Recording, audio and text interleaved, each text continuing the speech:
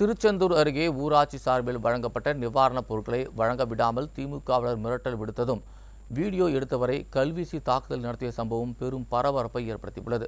தூத்துக்குடி மாவட்டம் நாலுமாவடியில் பஞ்சாயத்து துணைத் தலைவர் திருமால் பாதிக்கப்பட்ட மக்களுக்கு நிவாரணப் பொருட்கள் வழங்கி வந்துள்ளார். இதுகுறித்து அப்பகுதி திமுகவினரிடம் தகவல் தெரிவித்துள்ளார். இந்த நிலையில் நாலுமாவடி கிளை செயலாளர் செந்தில், ஆழ்வை யூனியன் 10வது வார்டு கவுன்சிலர் ஜெயா ஆகியோர் திமுக சார்பில் வழங்கப்பட்டதாக தெரிவிக்க வேண்டும் என கட்டாயப்படுத்தியதாக கூறப்படுகிறது. இதற்கு திருமால் மறுப்பு தெரிவித்ததால் திமுக கிளை செயலாளர் செந்தில், கவுன்சிலர் ஜெயா, நகர பகுதி செயலாளர் நவீன்குமார் ஆகியோர் நிவாரணப் பொருட்களை வழங்க விடாமல் தடுத்து வாக்குவாதத்தில் ஈடுபட்டுள்ளனர். இதனையடுத்து நிவாரணப் பொருட்கள் கொடுக்க சென்ற இளைஞர்களையும் தடுத்து நிறுத்தி திமுகவினர் மிரட்டியுள்ளனர். மேலும் வீடியோ எடுத்தவர் மீது கல்வீசி தாக்கி அராஜகத்தில் ஈடுபட்ட சம்பவம் பீதியை ஏற்படுத்தியுள்ளது.